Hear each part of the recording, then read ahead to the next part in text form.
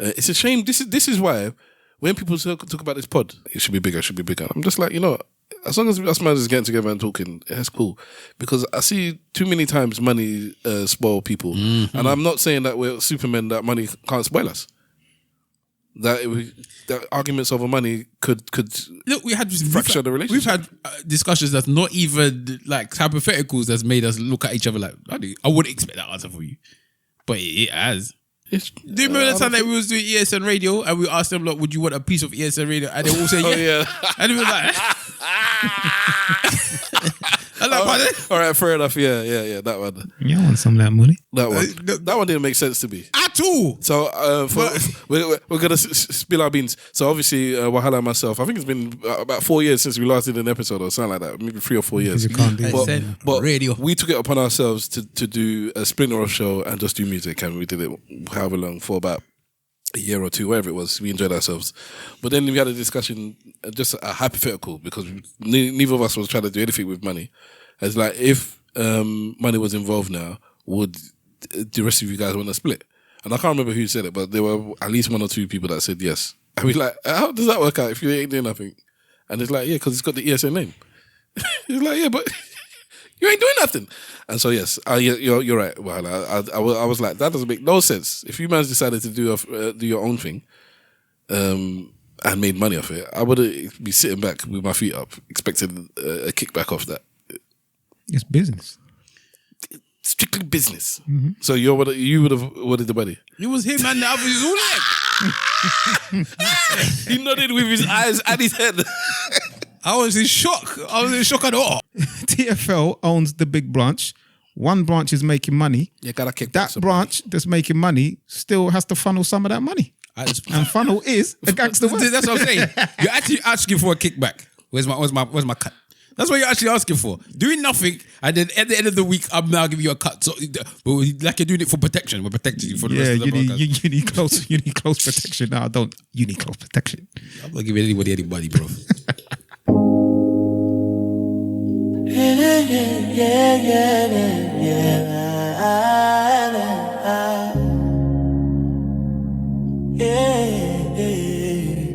I know if you beg, eloquently saying nothing,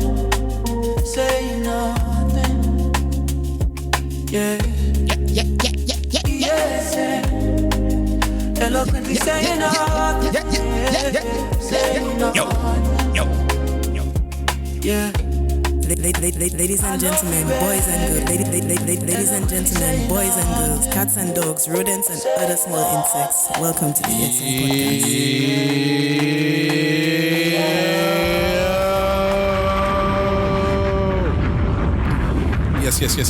Yes. Ladies and gentlemen, boys and girls, cats and dogs, rodents and other small insects. Welcome to the Eloquently Saying Nothing podcast. The time is 12:21. That's 00:21 on the 23rd, the 22nd. Sorry, the 21st, the 22nd of November. Friday, Saturday into the early hours of Saturday morning. We're on One Stop Dreadlock Studios. This is the Eloquently Saying Nothing podcast. #ESN Pod to start or join in the conversation at ESN Podcast on all the socials. ESN Podcast @gmail.com. And this is episode number 539. In your blood. Clot. I don't know. Thank you very much for joining us. You are very welcome. Yes, 539, baby. All right, we're getting there. We are getting there. In this room tonight. I've ridiculed everyone on the roster. I just want to say from the bottom of my heart, I'd like to take this chance to apologize. What? To absolutely nobody. Get down. The double champ does what the he wants. Paid the cost to be the boss. You can't handle the truth. Have the self-proclaimed truth, Stavros Bus, @Stavros Bus on most the social medias. In your blood. When that guy was on his game and he was on a roll, on a winning streak, his bars were deep, bruv. He was running everybody, literally. Finishing them. Ridiculed. In those press conferences, man. he just finished him. Somebody was talking about when they were talking about the thing with Jude Bellingham and Ian Wright was talking about when black people are cocky, they're not allowed to be cocky. Somebody used a comparison between him and Floyd Mayweather, and they're like Mayweather was cocky, blah blah blah, and everyone hated him, all the white people and the white presses and all that stuff hated him. But then Conor McGregor was doing the same thing, and he was the best thing since sliced bread at the time. Yeah, it's good comparison. Did Conor McGregor not catch strays from the press? No, he was loved, bruv. Especially because he was knocking man out as well. People liked his bravado. Yeah. And people didn't like because I know the people wanted to see Floyd lose, but with the press gunning him, I don't keep up on boxing, but I don't recall like press saying Floyd Mayweather was a problem. I don't know. Boxing is a bit different, I suppose. I'll say more. Maybe you're right. I'll say more it's a fan than the people. The fans, but the fans always want to see the people that are undefeated lose, because I think it's the same for the Irish one we're talking about. People wanted to see him lose. Yeah, but they weren't abusing him for being cocky. Like what I'm saying is their cockiness was appreciated, whereas with Floyd it was more of a case of you shouldn't be cocky, or you shouldn't be this, you shouldn't be that. But anyway, it was just a comparison that somebody made, and I find it interesting. Okay, yeah, maybe, yeah, I can see it. The person that was initially talking is to my left, and wait for the wolf, who should be coming directly. You sending the wolf? You feel better, motherfucker? Shit, Negro, that's all you had to say. How much the wolf? Mr. Wolf. What's going on, bro? Good? It's all good in the hood? Yeah, man. It's all good. Happy to be here. Mm-hmm. Yeah, bro. My heart goes out to a few people that have unfortunately lost members of their family this week, the week before that, and the week before that. The last 4 weeks, I know people close to me that have lost someone, so condolences to them. And, prayers going out to the family. Stay strong. Definitely condolences, man. For real. But we're here. We're here to try and put a smile on people's faces, try to chat the chat and talk the talk. And you can catch me on Instagram on AK Mr. Wolf, on Twitter on AK_Mr. Wolf. What's going on? I got something from a young lady by the name of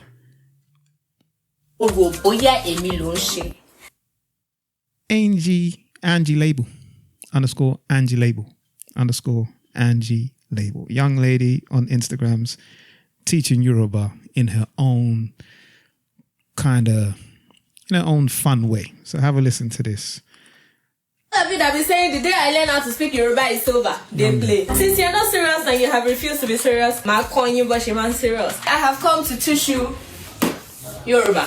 Welcome to Yoruba 101 with Angie Baby, aka Mommy Junior, aka Omoton Solo Wolowo. Today I'm gonna teach you 5 phrases to say as a Nigerian mother when your child is misbehaving, when they are being naughty, they are doing things that they are not supposed to do. Number 1, Okon Ori Babae. In English, it translates to your father's head, or it's just like your papa. So when your child is doing something that they're not supposed to do, or they're doing something to you that you're not supposed to do, you say Ori Babae. In Yoruba, you need to learn how to always insult your child through your husband, because those naughty behaviors that your child is exhibiting, it can't be from you. It always has to be from the husband. Number 2, AG is Olewakpami, which means you cannot come and kill me. I believe that's universal African lingo. So in Yoruba, it's mi okpayami, so Olewakpami. I did not kill my mother, so you cannot come and kill me. And now our last phrase of the day is, you think you are doing me, you are doing yourself. In Yoruba is Oroboya emi lo nse. Ara e lo nse. You are doing yourself. Anyway, that's it for our class today. I'll teach you. Okay. Yeah, I found her page fun. You fine? I found her page fun. I find too. She was a lot of fun. Just watching her videos and going through her videos. It's nice to see people of her generation, and she looks quite young, maybe in her mid-20s. Does she look that young?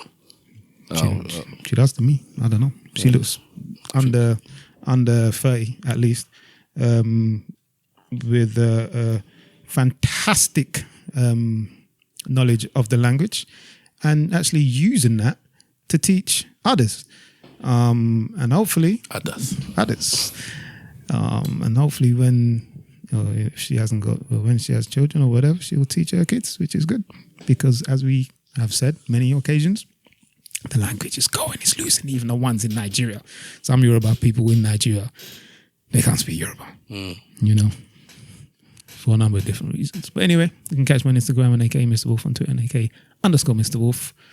What's going on? I was just listening to a report actually yesterday about Nigeria. They've just reversed the law, I could be getting this wrong, for trying to teach the kids in English.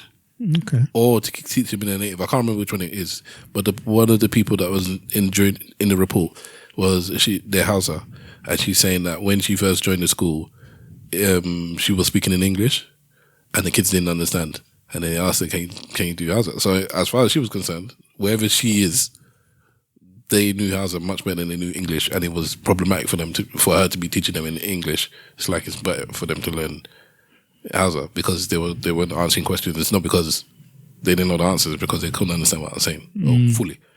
So anyway, so that's something that's just happened in Nigeria, where they've either changed the rule back from speak to you in learning native, or they've changed it to I'll have a look. I think depending on your location, I think that they should teach and speak in the schools in the native tongue.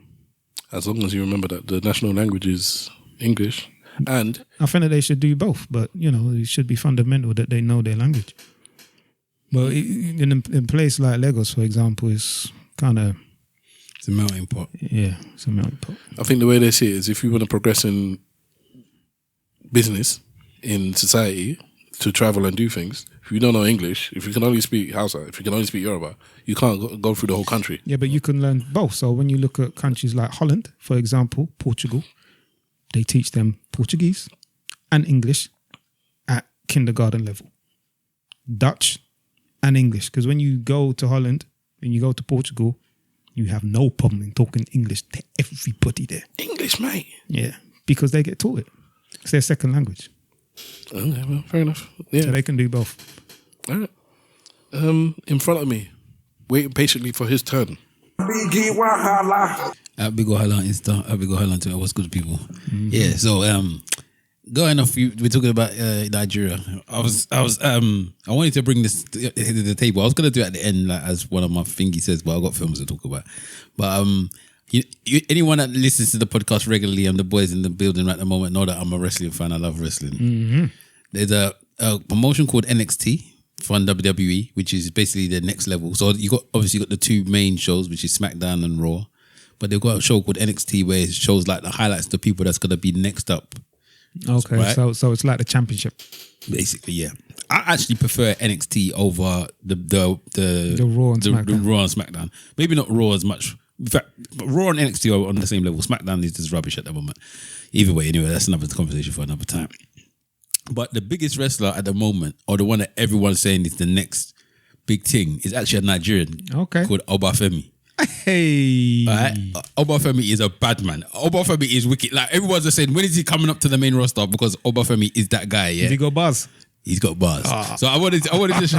But he calls himself the ruler. Yeah. Obafemi is a bad man. You need to see how he comes down to the ring and everything. So if you get a chance, does he come down like D'Lo Brown, bro? No, he comes down. It's okay. That's how he comes down. He's a big man. He used to do shot putting. He was like like as an athlete, as a shot putter. He's massive. But I'm gonna play you one of the last promos that Obafemi did that everyone's been praising. Yeah. Because you see, I didn't want to get myself involved in all that NXT versus TNA nonsense. I didn't want to come back here and get involved with you and Trick Williams trying to win Best Dressed. No. The ladies will love this dude as well. It's about a minute of it that we'll play now. All that stuff, all that nonsense is beneath the ruler. So I went home I trained. I went back to the motherland. I went back to the soils that made me to create the version of myself that you cannot beat. And now I am here. And fair play to you, Ricky. Fair play to you. You've had your time in the sun, but now the sun is setting on the absolute era. And I am the one who will cast the shadow. I am the one who will take it all away. I am the one who will destroy you. Because the ruler is back. The destroyer is back. The bringer of war is back. Your daddy is home.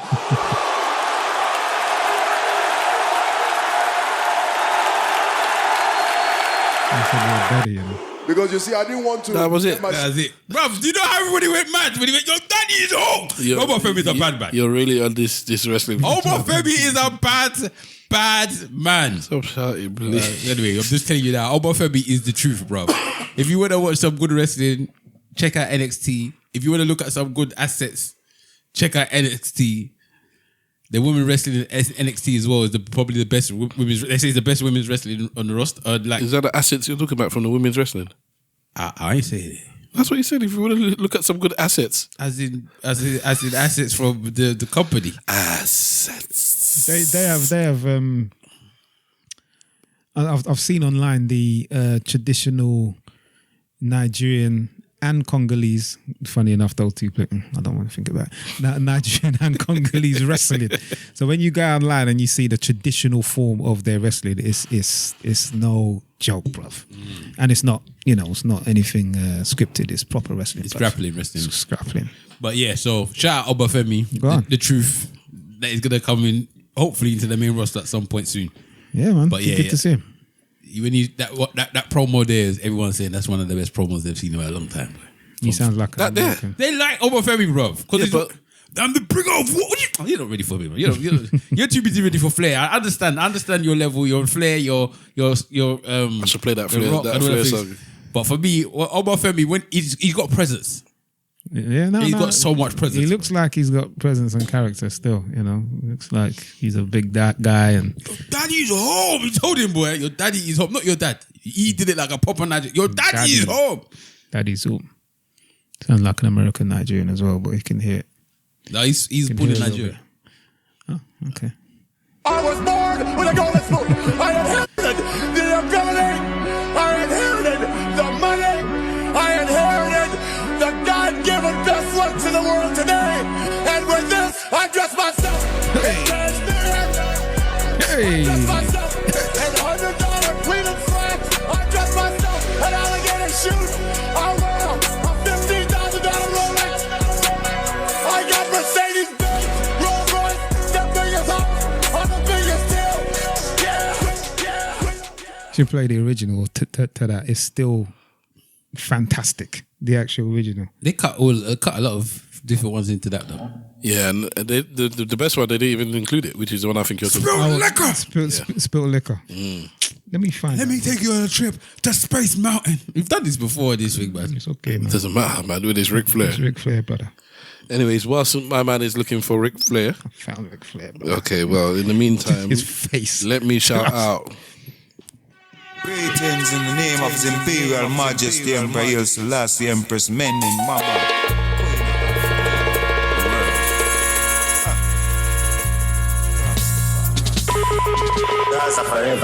Forever.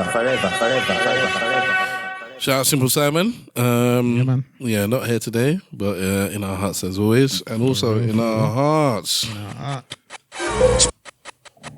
Spider sense ting, spider sense ting, spider sense ting, spider sense, spider sense ting, spider sense ting, spider sense ting, spider sense ting, spider sense ting, spider sense ting, Shout out DJ Websling and that actor. In our hearts, always blessings, rest in peace to our brother.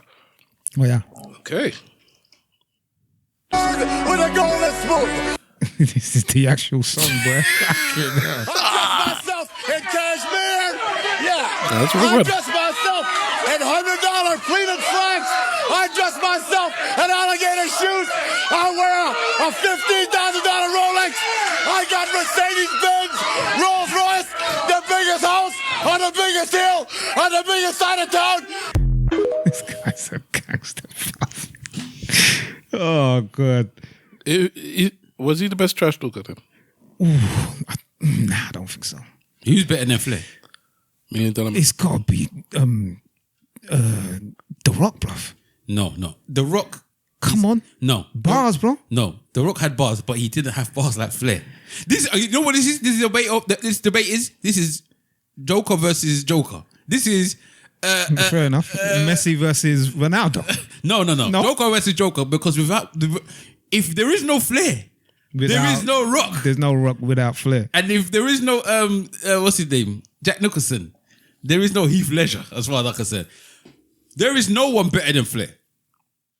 There is, when it comes to the mat, I don't think, when you're talking about trash talk, if you're talking about on the mic, John Cena's up there, you know.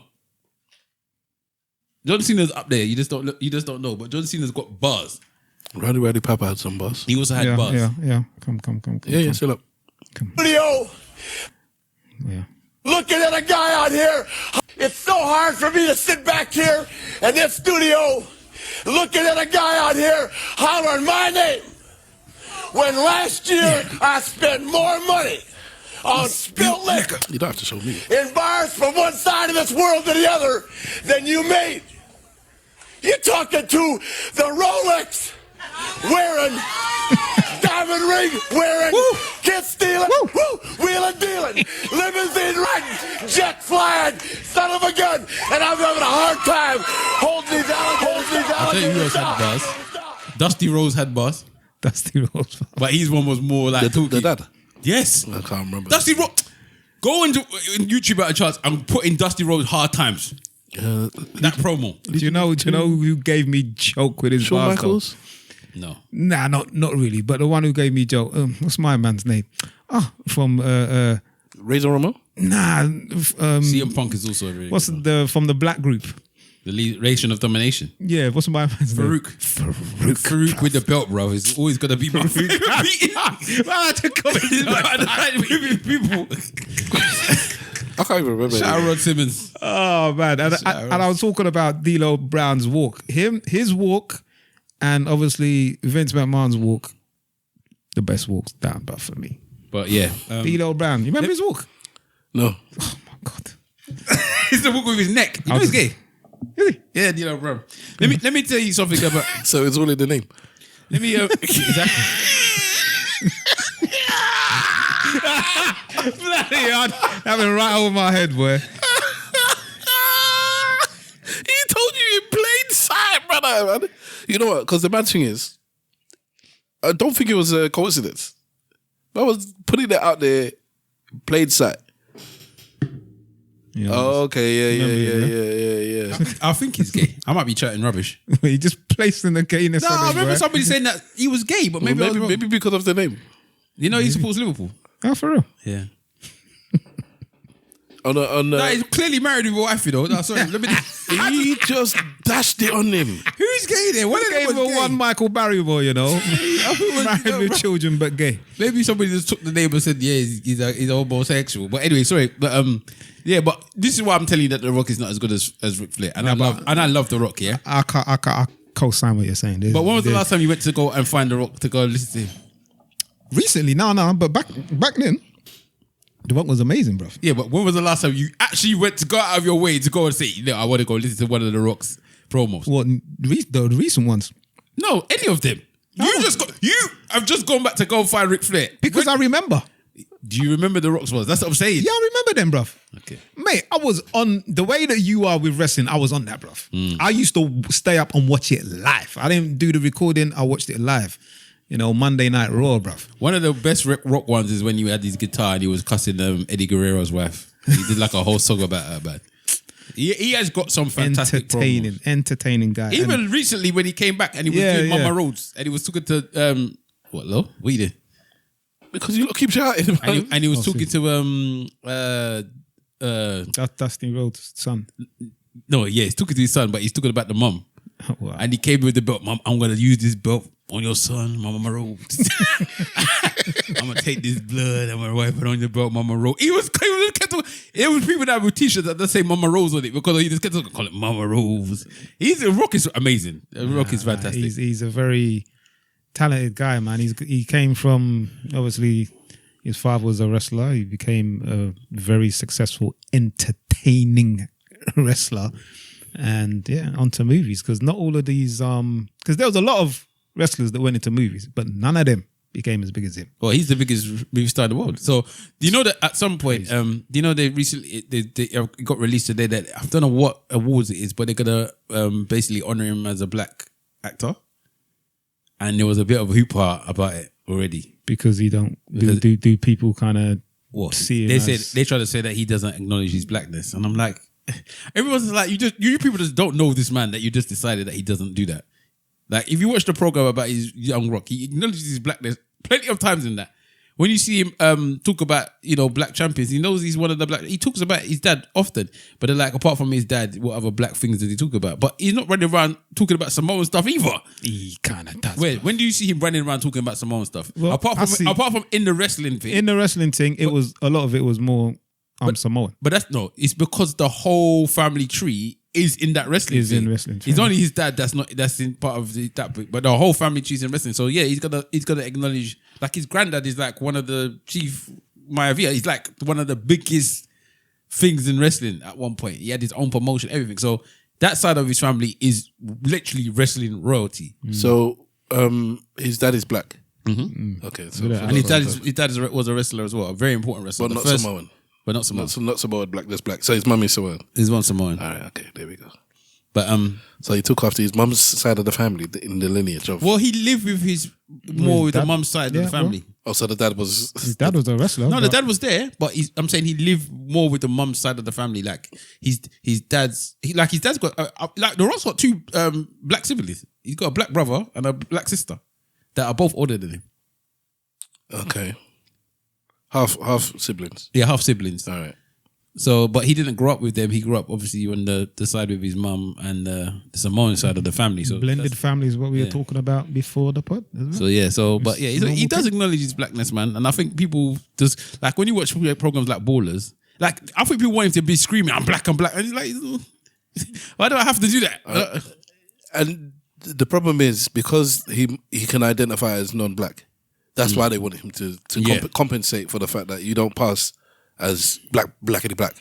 You pass as Samoan or I'm black, y'all. Some people don't even know he's Samoan. Polynesian. So what is he?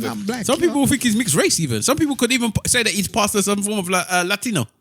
Yeah, okay, yeah, fair enough. He's exactly the two of them. The two. No, not everyone would know. The two of them that's in what's it called, Fast and Furious. No one knows what they are, bro. I remember them doing Vin Diesel. Yeah, I remember them doing a whole thing on The Rock on what's it called, Family Guy, when they was like, yeah, The Rock, is he black? Is he white? What is he? Like they were trying to figure out what is he? So, Family Guy just used to say what we were thinking about everything freely. I think what's the other cartoon? American Dad. No, the one the animation is very poor, and they got like a truckload of money recently. South Park. Yeah, I think they've taken the mantle. It seems from the little. They were the originals. Yeah, but I mean, yes, but I think their social commentary, from what I remember, I was never a big South Park guy, so maybe I could be wrong. You people could be dashing your phones out like you idiot, you're chatting rubbish. But it seemed like the social commentary now, from the bits I'm seeing, are so on point. Whereas that was always the case with Family Guy. They sprinkled it with social commentary all the time. And just from what I'm seeing with the South Park. South Park is still running. Yeah. And they just gave them stupid money, bro. Yeah. Like stupid money. Wow. Just to do some more seasons, yeah. Fair enough. Like almost billions or something stupid money. I can't remember what it was. And for the animation they do, it's so simple. So they just have to, it's all about the writing for them, the story. Because the animation is peanuts, especially doing it on computer nowadays. It's like owning a bagel shop. Yeah, it was. The South Park deal with Paramount Global was valued at $1.5 billion. Wow. For how many seasons? The agreement extends the show on the Comedy Central for 5 more seasons, including 50 new episodes, which will stream exclusively on Paramount Plus. Where's Paramount finding all this money from, bro? I can give you one guess, bro. Middle East. Maybe. One time. Didn't they get bought to somebody that buy Paramount? Paramount bought somebody else. A lot of people saying that the money that Paramount is finding has come from Saudi Arabia. that Arab money. Right. Arab. In fact, on that note, actually, if we're talking about Arab money, Max B, the rapper, got out of prison recently, and You don't know who that is? The Wave God. Free the Wave. I don't know any Max B songs. Neither do I, actually. But and it's weird. It's like a whole section of hip hop time or something. I just don't know. Well, he was in jail for 18 years, so he would have gone in when I was still into hip hop then. Exactly. That's what I'm saying. There's no way that I shouldn't know Max B, but I just don't know none of his music.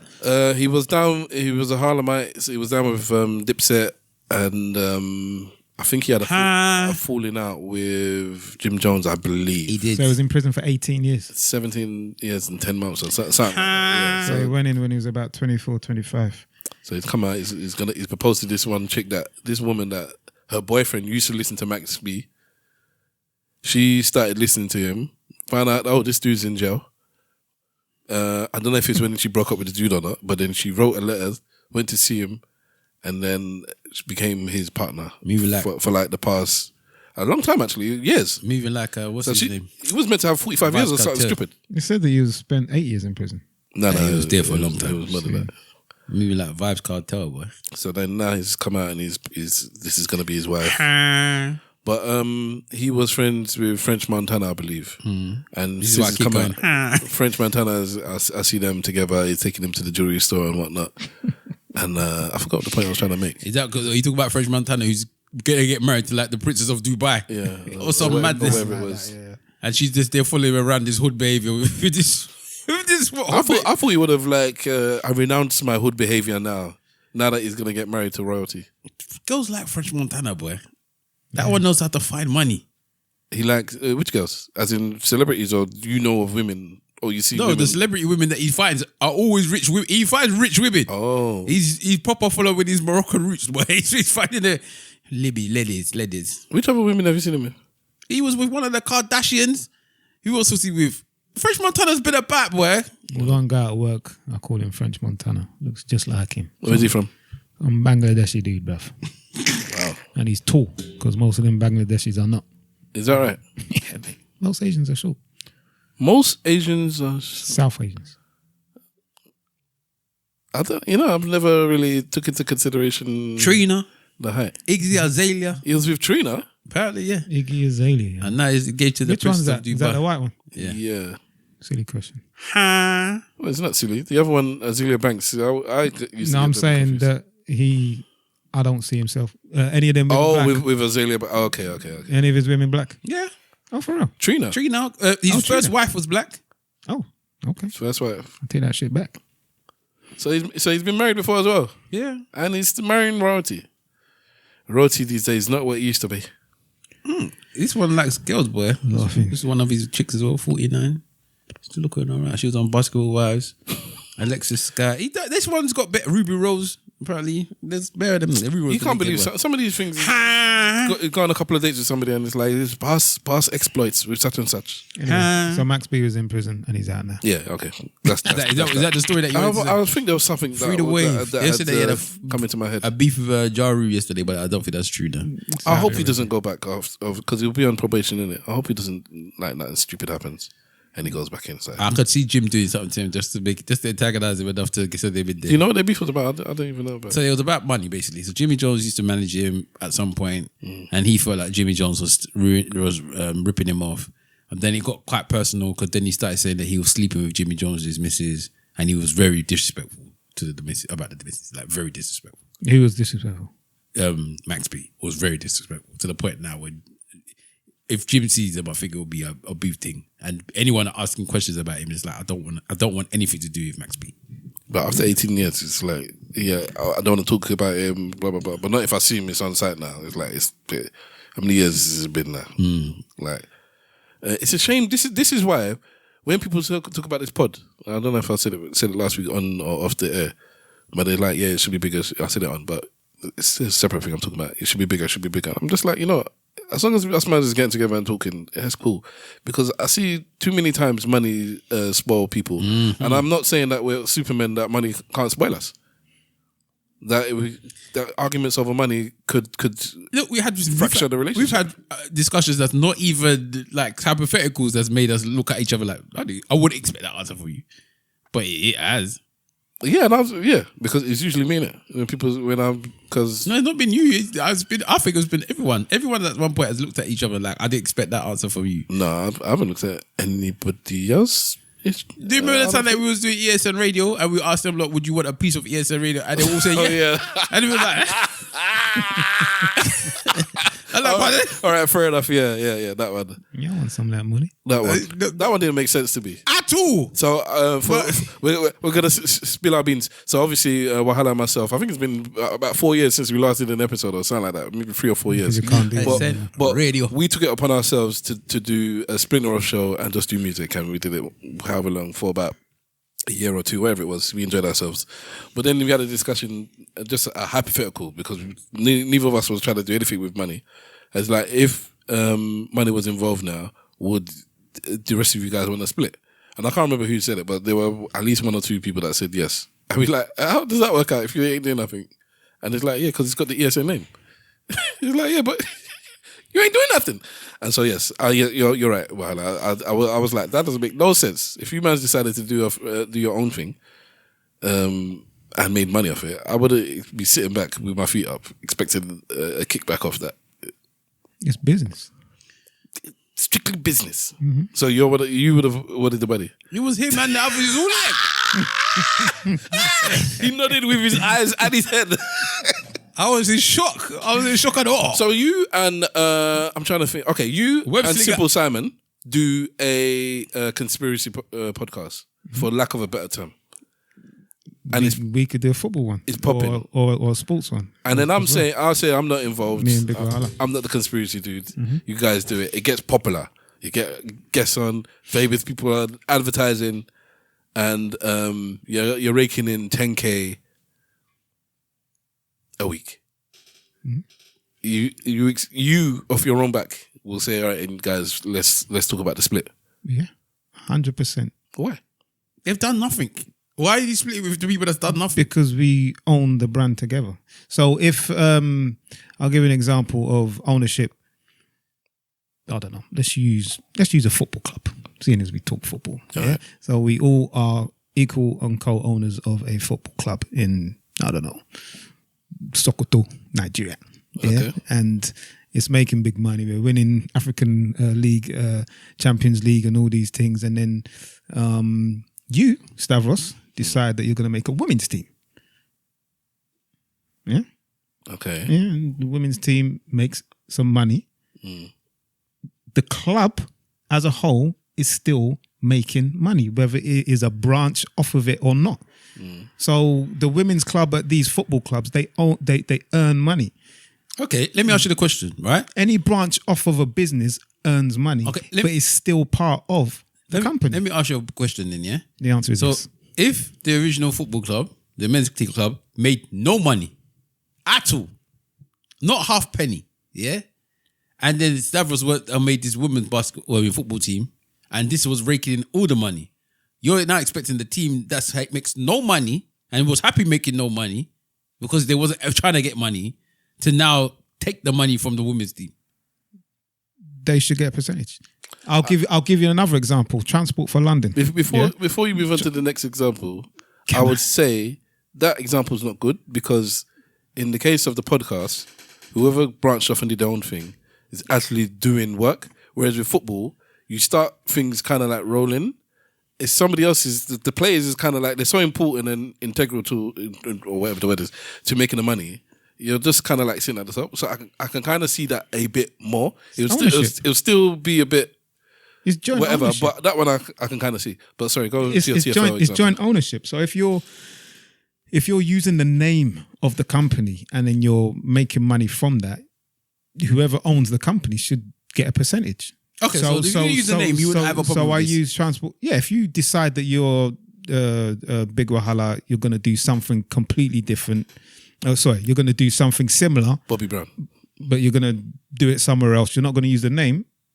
Then yeah. But if you're going to use the actual name, if you're going to be still a part of the brand, then yeah. like I was saying, Transport for London, you were talking about not making any money. Transport for London, it is known that London Underground is the only branch from Transport for London that makes a profit. Yeah, or it was like that before COVID. Yeah, and I think they're starting to make their money again. What are the other branches of TFL? I don't even know. Buses, DLR. Okay, so that's all public transport. Yeah, all the public transport. Yeah. All right. Okay. But the money that that London Underground help Transport for London generate, it still goes in to the other companies. You have to put a percentage in. I see these examples as not really. It's all joint and part ownership of what we're doing. I get what you you're saying. You sound like the mafia. TFL owns the big branch. One branch is making mony. You gotta kick that branch that's making money still has to funnel some of that money. And funnel is a gangster word. That's what I'm saying. You're actually asking for a kickback. Where's my cut? That's what you're actually asking for. Doing nothing, and then at the end of the week, I'm now giving you a cut. So, like you're doing it for protection. We're protecting you for the rest of the podcast. You need close protection. No, I don't. You need close protection. I'm not giving anybody any money, bro. So in that regards, if you could come down to me and say now, yeah, you can make some change, not super stupid money, but some change. Let's say this 10K a month of doing ESN radio, me and my brother. So we're splitting 5K pre-tax, something like that. Mm-hmm. Or then we'd have to split. Or I wouldn't expect much at all. I would just prefer not to make any money. Yeah, but then that's you. Like personally, if I'm making $5,000 from the two of us, let's say that me and Big Harley decide to do this sports thing, and we're making a $10,000 a month, I would not feel comfortable with not giving you any money. That's you, bro. Yeah, I know, but that's just me. If I'm doing this whole thing myself, I will feel quite comfortable doing it. No, if you said you want to join us, then I will have no problem splitting the money with that person. The very reason why we're here is partly because of Stavros as well. That's why I was even more offended when you lot was trying to take more money off the man that was doing all that stuff. There's all it in, there's all of this, there's all of that, and now you still want to take a piece? Yeah, because I'm very much part of the podcast. Am I not? Am I not an important part? Because of this podcast, not of the other podcast. That's but I'm part of the. Am I not an important part of the ESN brand? No, no. This is why when we talked about splitting the money, take my money, damn it. No way. For this, so this is all inside baseball. When we talked about splitting money for this podcast, and I said it should be equal, and one or two voices said no, I should get more. I said no, it's equal because it is equal. As voices, we all bring something to the table. You don't remember that, Mr. Wolf is fully faces. I can't remember what people said. Yeah, a lot of people were saying, well, me definitely, he was saying, if Stav wanted more, I'm not going to argue. But I know he wouldn't take more. Yeah. But then, if I did another podcast, I'm not expecting, I don't want to split anything. So I don't know, I think I'm kind of fair. And then in the same breath, if you and Wahala, like you said, when I did the football thing, I wouldn't expect anything either. If you decided that you were going to take this equipment, even if it's the joint equipment that we all spent money on, because that's the one thing where you can kind of say it's the business. Because as far as I'm concerned, the only business is this mixer. And then this one, when I bought the whole thing, which is why what annoys me. So in other words, I am the one I am the one as the property. But you made a unilateral decision, which I wasn't happy with. Well, you can go and bring back the old mixer. To be honest, I've spent enough money on doing things that I haven't asked you people to contribute to that I've put my money back in. Well, then it's just me you putting the money in then. And they still want to take the money from us. But anyway, it's fine. Because this SoundCloud has to get paid every year. It comes out of my pocket. You should ask us. I didn't know that. Well, he does ask us sometimes. I've never heard anything about subscription contribution. Last couple of years, I haven't bothered. Money's just come out. Because it just surprised me. It just comes out my Amex. I mean, I could invest in some equipment. Let's say I invest in some cameras for us to do, the sports podcast and what have you. I don't think that makes any difference. You've mentioned this. Oh, okay. It's still the hypothetical. I was thinking you were actually going to... Because I'm excited for I don't think so ESN Sports or ESN Saturn with something else. I would actually be happy for the empire to grow, money or no. I would go back and I listen to ESN radio episodes. I don't listen to ESN podcast episodes, but I listen to ESN radio episodes. I'm tempted because on Spotify sometimes it'll play just a random one once I've finished listening to one of the ones that I wasn't on, and then it'll just pick one out random. Recent one was 503. I was tempted to do like a wrestling thing. You would like bring a in on touch that. or whatever. That's myself. Yeah. Yeah, you can do that. Would Like you do a video then? This video, yeah, would just be watching wrestling or talking about wrestling. Or maybe I might bring my like brother-in-law. a watch along.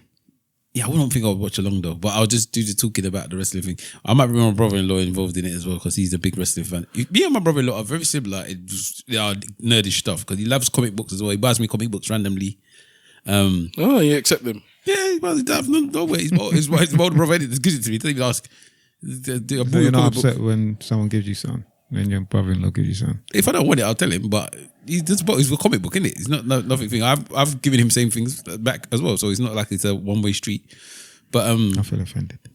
Why? When was the last time you just brought me something and I told you don't? And I told you it was food. Actually. Food. What, the patties? Yes. Did I ask you for the patty though? Did he ask you for the comic? Did he ask you for the comic? No. Well, then don't. But did I get angry at the fact you bought me the patty? Yes.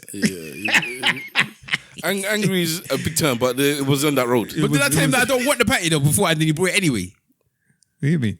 Then that's the thing. Then I told you I don't want the thing and then you went and brought it anyway. No, I just bought it randomly. I didn't. There's no way I'm gonna get angry at you for just buying me a patty. You raised your voice, bro. But I always raise my voice. I raised my voice now. You weren't happy. I would have just said no, thank you, and then you made me feel bad about saying no, thank you or something. Nah. It wasn't. I don't recall it just being gracious. Thank you for that, but I don't. It wasn't that. It wasn't that. It was. Why did you buy me this patty for? Like maybe you thought you was doing witchcraft. I don't know. Shout out to the Nigerian manager, boy. I'm going to talk about voodoo. Nonsense, rubbish. The whole. Anyway, that was let me start again. Did we discuss it last week? What, the football? Yeah. No, we discussed it on the pod we just came from. That's the last time. Yeah, I know we did that, but I can't remember when. No, because the game happened after we done our podcast. I don't feel to talk about it, but if you guys want to talk about the football, by all means, get it off your chest, get it out of the way. I'll talk about it for 30 seconds. Shout out to me and them. Yeah, so congratulations to Congo. They beat my nation, Nigeria, and it was extremely painful. Yeah, it was painful, bro. Some of the worst penalties I've ever seen. And I've said before, when Liverpool lose, when they lose an important game, especially like in the last month or so, we've been shit. And it's been painful.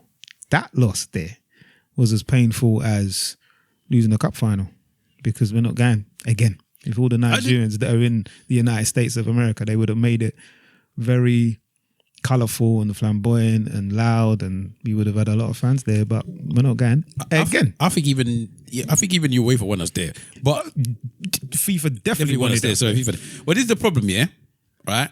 You felt that way. I did not feel that way. Well, I was annoyed. I wasn't thinking this because we don't deserve to be there in the first place. For them to then get another chance to try and be there, you still did nonsense. I just said, nah, it's too much. It's too much. Nigeria, I don't know what it is why you want to draw. It's like you want to draw.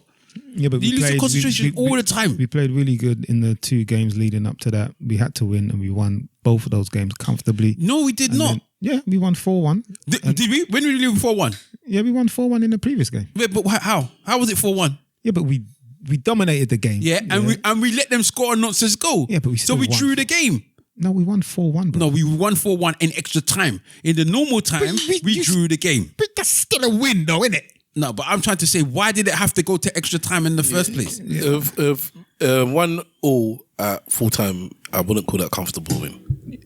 It was. You have to win in regular time for it to be. We should have battered them, and we did batter them, and we still couldn't put that's away. That's what I'm saying. And it was nonsense. Again, nonsense. For me, I didn't think that we wasn't going to win that game. Osman missed 3 full-blown chances. 4 even, sorry. But without Osman, you can see how poorly we play. So as much as he missed a few chances, we very much needed him. But we shouldn't be playing so poorly without Osman. He shouldn't be that one be all end all. All the games that he missed, we either drew or lost them, and that's the reason we didn't qualify.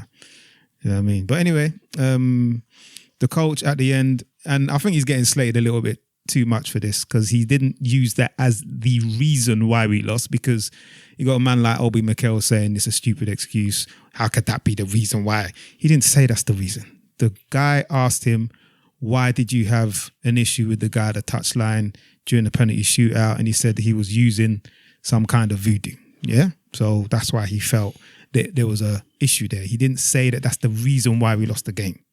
Maybe not the wisest thing to say at the time, but he wasn't using it as an excuse. And then Mikel said something stupid to me. Like he said, if voodoo would work, then all African teams would have won the World Cup, and he was laughing about it. And I was thinking, like, what does that mean that white people don't use voodoo or witchcraft? Of course they do.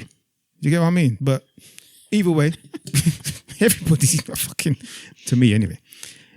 It's besides the point. Don't even get me started with the South Americans and their chickies. That's what I'm saying. Everyone uses it, man. It's not to say that because you use it that you will guarantee yourself a win, bruv. But anyway, you go and ask yourself if Pogba or them man and people saying that my man, what's his name?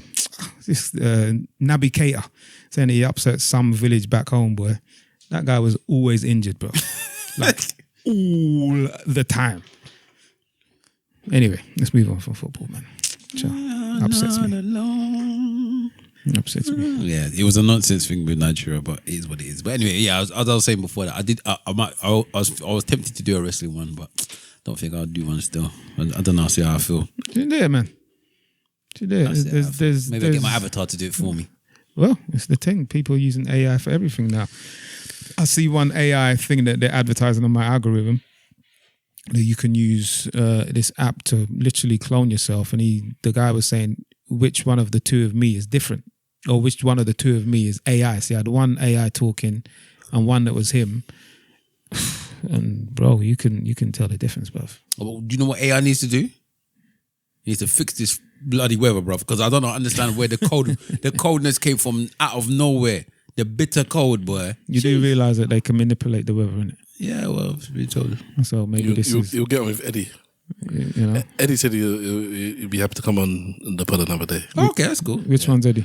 Eddie is one of the guests on the podcast that we were on.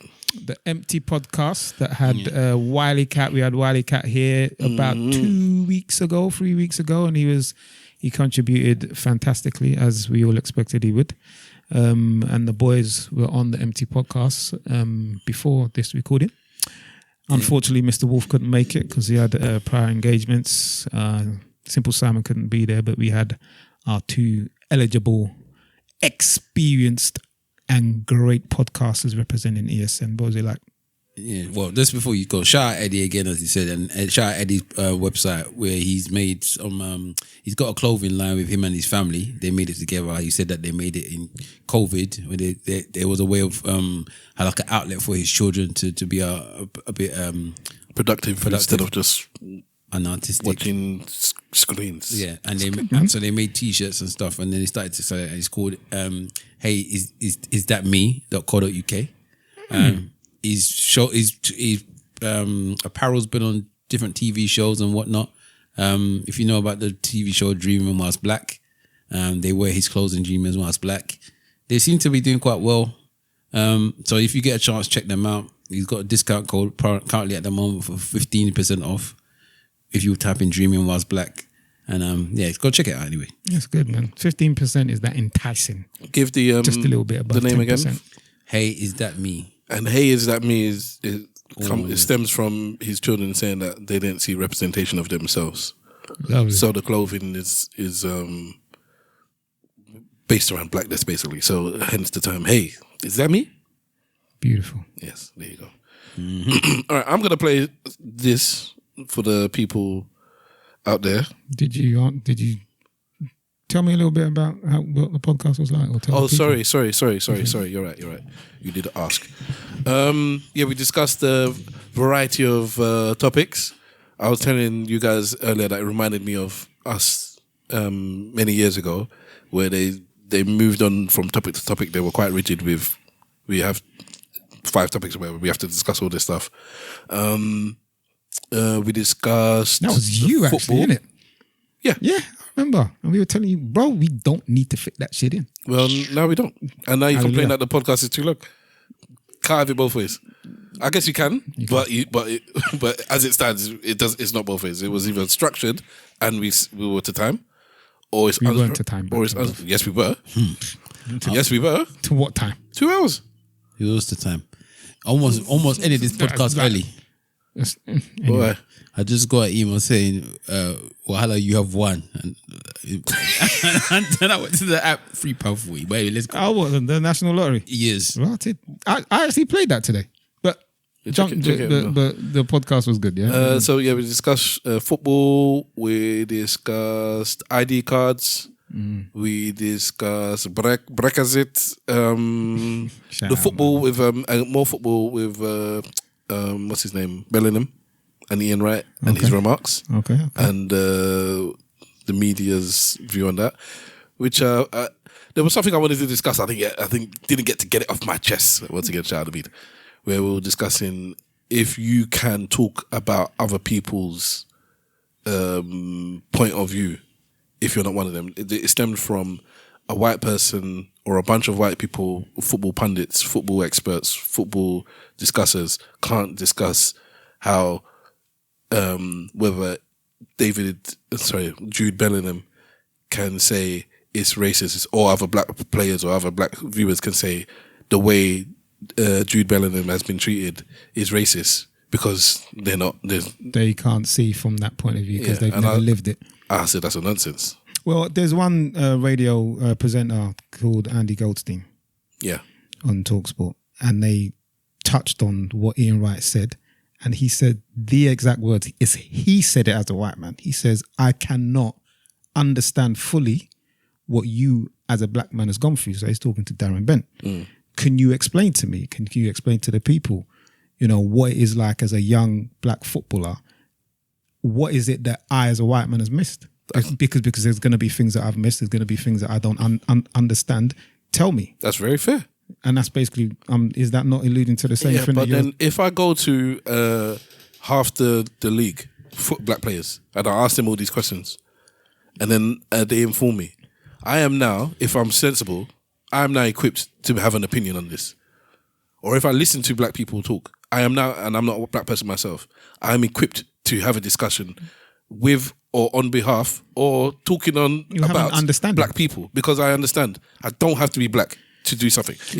But how many people are doing that? Well, let's use Gary Neville for an example, because Gary Neville said he had the discussion with Raheem Sterling at one point when he was playing for England, and he said that he came to him and said to him, I'm getting a bit of flack for stuff that I don't think it's got anything to do with football related.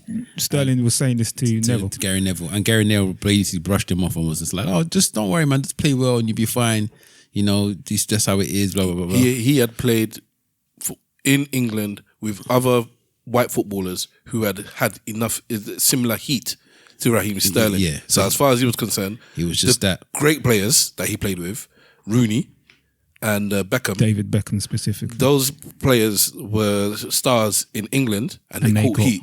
Murdered in At the time, Raheem, you were actually holding it down for England. Yeah, you're one of the stars. Yeah, at the time, he was holding it down. You've just risen above the cream. And unfortunately, English press, English media, when they have the star player, they drag them down. So it's just that's it. You just have to kind of like take it on the chest and move on. But what was Neville saying? So then he said it's only a couple of years later, because he said that he felt bad because he dismissed him almost in a way. But it's only a couple of years later, after maybe some teaching or something, he saw Raheem Sterling maybe post something or something that triggered it. So yeah, I think it was the post that we spoke earlier on about. So there was the post where Foden had bought a house for his mum. Was it Foden? Foden had bought a house for his mum. Because I remember at that time, it was a young Man City player. Yeah, it was Foden. Foden, okay. Had bought a house for his mum. I remember that. And another black player, again, who's probably didn't even come through the ranks now because I don't know who he is. But he played for Man City as well. Played for Man City as well. Same team. Also, it was Sterling. It wasn't No. Sterling. Sterling had his own issues. But this came after his issues. Because remember, Sterling had stuff where he had like a gun tattoo and they were going over and call him, he's a criminal with a gun tattoo and all this type of stuff. But anyway, so he posted that, and I think he said when he saw that, when Neville saw that, he's like, okay, I understand now what he's referring to. Like, you could see the clear difference between how this black boy was treated and how this white boy was treated about exactly the same thing. So just to give you an idea, what they were saying about Phil Foden was positive, like young Man City star buys house for his mum. Proud mother or something like that. And then when he was talking about the black player, it was almost like unsigned Man City player, flashy £100,000 house for his car, for his mum or whatever, spending his wages or some foolish headline. Yes. So I watched that whole episode, and so he said he felt ashamed, and it's unfortunate. But this is coming off the back of Ian. Well, it was in the middle of Ian Wright having really going in, saying. So, for those of you who are wondering, what are you guys talking about? Because we didn't even get to it, so apologies. Jude Bellingham English footballer, mixed race, black England's father, probably England's white mother. with Harry Kane, probably England's 2 best players. Okay, arguably the joint best player for England right now. Played the game this past week, got taken off at some point. I believe he was still, they called him player of the match as well. Mm-hmm. So he played very well, got taken off, wasn't exactly happy, but he didn't make too much of a fuss about it. Did you see that? Any of you? I never watched it, no. Because I don't really watch England games, but I've heard enough people say that although you could see he wasn't happy, he didn't make a big fuss about it. So there was definitely, he wasn't too happy about it, but he wasn't like waving his hands or anything like that. He just had a bit of a me, man, and then went off. All right, cool. Then one press or multiple press said, in fact, they questioned the manager. Said, "Oh, did you see that he didn't, he didn't celebrate when and he made a fuss coming off the games or something along those lines." The manager just said, "I didn't see this, but if you did this, that's not what we represent here," kind of thing. So he did celebrate with the team, and he didn't make a big fuss coming off the game. So they made a bigger deal about it, and then other press might have done things. So Ian Wright, who had apparently messaged Jude Bellingham before the game. Partly because he has been getting negative press in the months leading up to, maybe up to a year leading up to England games. He's been getting a lot of negative press. So and a lot of people have been buying into it as well, excluding me. It happens, yeah. This is I got the headline now. Man City starlet Phil Foden buys new £2 million home for his mum.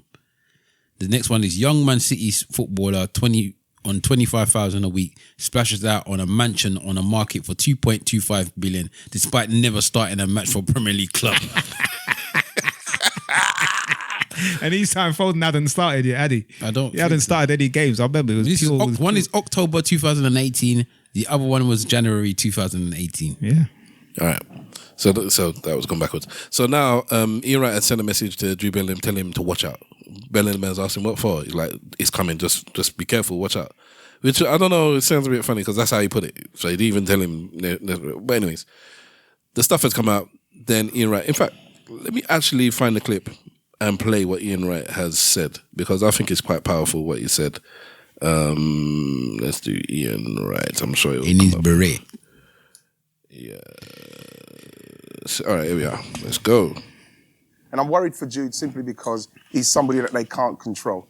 You can't control him. Obviously, coming off of the who else and what he done in the World Cup, he's showing people that, I'm here, I'm black, I'm proud, I'm ready to go. All that vibe is something that a certain man can't deal with. I agree with you. A personal experience, and I've spoken about this in 2016, that Raheem Sterling came to see me in the tournament and said that he felt as though he was being persecuted, that it was unfair and it was basically not relating to football. Mm-hmm. And I remember at the time me giving him a completely and utterly inadequate answer, and I've spoken about this publicly since, where I said, look, Raheem, it's because of your quality and who you are and what you are that they're criticising you. I remember they did this with Wayne Rooney. I actually name-checked him. They did this with David Beckham. They did this with Paul Gascoigne. The best players, the biggest names. But actually what I didn't read at the time, and to be fair, what he was actually crying out and asking me for help for was around the fact that this wasn't relating to his football performances, which it was with maybe yourself or with Gaza or with Bex. Yeah. It was more around the colour of his skin. Everything and else. This persecution around how if he had a car that was this and another player had a car that was this that was white, there was a difference in reporting of it. Do you think that is happening again in front of our eyes here? You know something, I remember saying, I had to do something for GQ not long ago, and I said, I don't think, as Englishmen, there's certain Englishmen, I'm an Englishman, I can't hide from that. Even though when I was younger, people would say, yeah, but you're not really English, are you? Yeah, I'm English. I don't think they're ready for a black superstar like that, who can move like Jude's moving. They can't touch him, like I just said. He goes out there, he performs, he does what he does. He says, who else? It's too uppity for these people. Something that they used to say back in the day. If you're a black guy or a black man who's, I put it in a football term. So everybody, they love N'Golo Kante. He's a humble black man, gets on with what he's doing. I'm not saying that he's an Uncle Tom or anything, just saying that's how his personality is. But if you get a Pogba or a Bellingham and you get that kind of energy, that does not sit well with the people, that kind of person. So someone like Jude, for some reason, frightens these people because of his capability and the inspiration he can give. It's something that you're taught when you're, as a black man, when you're going out there, you just want to try and do the best you can and keep your head down. and be, for want of a better, humble slave. This is where this is dragging up from that kind of energy. Because if you are outspoken, black, and doing that kind of, playing to that kind of level and not caring, that frightens certain people. And that's what's going to happen with Jude. This guy who I'm telling you about in respects of, he's obsessed with him. He's moving off of that energy. He can't look and see a black man doing what Jude's doing and think that that's not uppity. He's not uppity. That's where I'm going with that. That's where that comes down to. And the uppity was the uppity N-word. That's what he said on a Sky Sports podcast. Although it's YouTube, but he used the N-word. Oh, did he? He said, they just blanked it. As far as he's concerned, the reporter sees him as an uppity N-word. Did you see the amount of things, the comments that the guy was making about him? No, constant. No. There was like about so many, and he was just like, "What is?" It was like, are you obsessed with him? Who was making comments? The reporter. Yeah, the reporter. Yeah, it was a lot. Okay, I haven't seen. If there's a collection of them somewhere, then send me the link so I can read them. So anyway, we discussed it on the other pod. I guess we can discuss it here. We had our opinion. I think that I just think the English press is just toxic, anyways. In general, they love dragging things down, and I don't necessarily think it's like if you live in this country and this is all you know, you might think, well, that's just the press. I don't think it's the press everywhere. You know, this country this country is notorious for it. Yeah, trust me. So that's that. Is what it is. I just think it's the tax of being black in this country. It doesn't bother me as much as maybe it should. I don't know. Maybe if my kids started playing for England, which is a nonsense anyway. But then if that happened, why is it a nonsense? Because my kids should not be playing for England. Why? They were born here. They're born here, yeah. But they're not playing for Britain. They're playing for England, and I don't see my children as English. Then what are they? They're Nigerian and Ghanaian. In school, they're learning about England now and stuff. And he came home the other day. I'm talking about my 3-year-old, so in nursery. And he asked, "What are we? What did you say we are again?" And I was like, "What are you talking about?" And then he said, "Ghanaian." It's the Ghanaian one. He remembers Ghanaian. I said, "Yeah, you're Nigerian and Ghanaian." It's like, okay, this is when I picked him up from school. I didn't put two and two together. That why are you asking me this? I just left it. I said, "You're Ghanaian and Nigerian," and then I always just throw my little extra sauce just to make sure. Well. Then when I picked him up yesterday, he said, "Oh yes, I told them I'm Ghanaian and Nigerian because we were learning about England and stuff." This is my 3-year-old telling me this. So for me, it's like that's what you are. That's what I'm pushing onto you. I tell him you're born in this country, but your parents are because he said, "Am I not? What did he say? Am I not England? Or what did he? No, did he say? Am I not Ghanaian? No, I live in Ghana. I said, "You don't live in Ghana." He said, "But you told me I'm Ghanaian." I said, "You're Nigerian and Ghanaian, yes." So I don't live in Ghana. I said, "No, you live in England." So he's trying to put two and two together. I'm learning about England, but I've gone and told the teachers that I'm Ghanaian and Nigerian and blah, blah, blah. So, who said that they live in Ghana? My nephew, my son. So why didn't you pick Nigeria? You see the thing that offended me in this whole I heard what you said, and I knew. Yeah, but at the end of the day, this is an important thing, and we both his parents always iterate that you're Nigerian and Ghanaian, but maybe the wife says Ghanaian first, and I say Nigerian first, and maybe he asked him about to be. I don't know, or maybe he doesn't have the brain capacity to take them both in right now. I don't know what is happening in his house. He said he lives in Ghana. Yes. Charlie. But my point is, I just see it as the cost of living in this country. That it comes with it. Maybe if my child played for the game, maybe then all of a sudden it will burn me more. If you asked to play for England, what would you do? My son? We've had this discussion before. I would be disappointed. Would you go watch him still? Yeah, of course. I don't know if support's the right word, but yeah, support him. Yeah, because I want him to do well. But he would know if unless I've changed a lot when I get older in the next 15 years or so, he would know that I'm not happy with the fact that you chose to play for England. That I would expect you to play for Nigeria or for Ghana. And for those who's thinking, "Oh, this dude, he's living in this country, he's whatever," I'd be upset if he plays for Ghana over Nigeria as well. And his mum's Ghanaian, so don't get it twisted. There's that term. I'm not racist. I'm just pro-black. Yeah, I'm just very pro-Nigerian. I'm very pro-Nigerian. I want my children to marry Nigerian, to play for Nigerian, to eat Nigerian, and if they were ever going to leave this country, to go and live in Nigeria, even though they're half Ghanaian. That's just me. So I look at it more as I'm pro-Nigeria as opposed to I'm anti-British or English or Ghanaian. Don't take any offense to it. Next topic. Freezing. It's interesting, though. Oh, you're freezing? Yeah, man. Until you open the door, it was all right, you know. When you open that door, you messed it up. On his behalf. It might have been because of the thing I had blowing the heat, though. Not everyone's the biggest fan of Ian Wright, by the way. Like, there's some people that don't... they think he's a coon. Yeah, that they believe that he kind of plays up, that he's not his full self.